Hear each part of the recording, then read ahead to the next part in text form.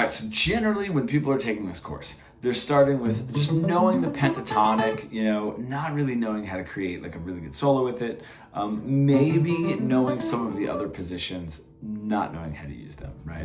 Kind of stuck in that intermediate self-taught plateau of, having these creative ideas and not being able to figure out how to play the creative ideas, basically. So that's where we're starting with generally before week one, and we do get to get into playing the pentatonic up and down.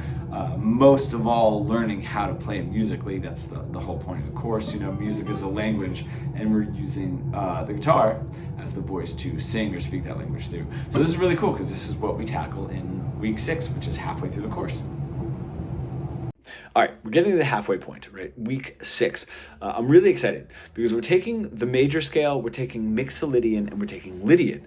And we're able to identify what a chord progression is, what scale to use over that chord progression, but also a chord tone. So if I have something like this, a D to a C to a G to a D, I'm going to play my D Mixolydian for that, but also I'm going to know what chord tones I want to hit that are going to change from the D to the C to the G, right? So I'm not just playing a scale up and down, right? I'm making meaningful solos. We're getting into the phrasing, we're getting into the rhythm, which is really, really exciting.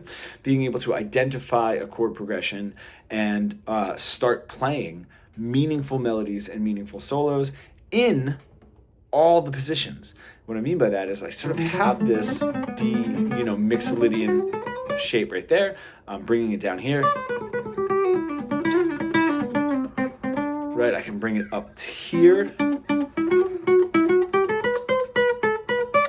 right, and then bridge the all of those positions together while playing musically meaningful, hitting the chord tones I want to hit for the major scale, for Mixolydian, for Lydian, getting into those 7s. If I have an F major 7 to a G 7, I'll know that that is F Lydian. And I'll be able to play that in a couple of different places, right? If I really, really want to, with a bunch of different voicings, maybe even changing that, because I have an F major 7, I could make it an F major 9, right? To a G9, or even like a G13 if I really, really wanted to. And we're starting to expand more so in that direction, using those tensions.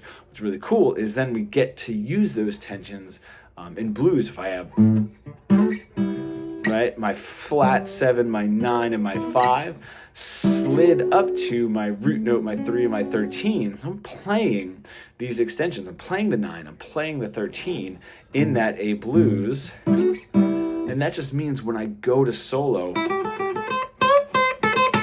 I can play those minor blues licks and also know that I can go for those extensions.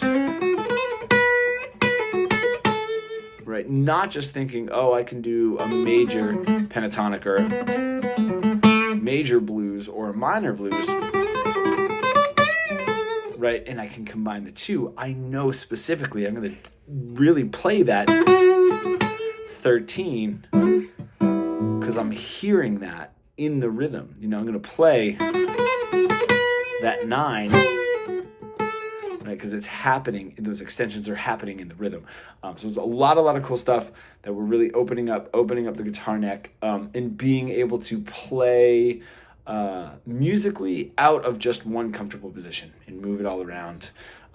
Definitely getting into, even like the cage system. If I have something like, my E right here, an E major 7, I can use that, right, that sort of suspended 4 right there, so I can add that 4 in there and that 7 in there and really get that position of the major scale sort of driven off of our G shape of like the E major pentatonic, or if I want to make it Mixolydian, right, bringing that 7 down, or in this in the case of getting into Lydian, that sharp 4. So really, really cool stuff that we're getting into. I'm really, really excited to get into the second half of the course.